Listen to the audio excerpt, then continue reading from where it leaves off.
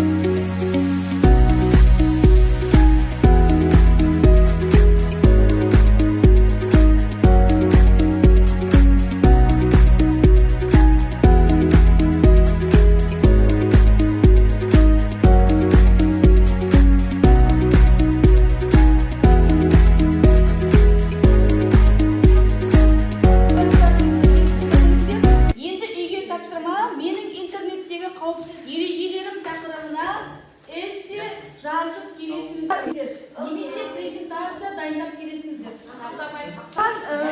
Бүгінгі бетшелеріңді тапсыра қойыңдаршы.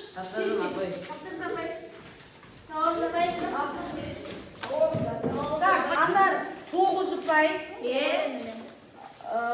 Мұхаммед 9 ұпай, Аянат 9, Назгүл 7, Жансая жеткізген 9, Ерасыл 8, Давлетмұрат Жансая 7, Бекбай Жасмина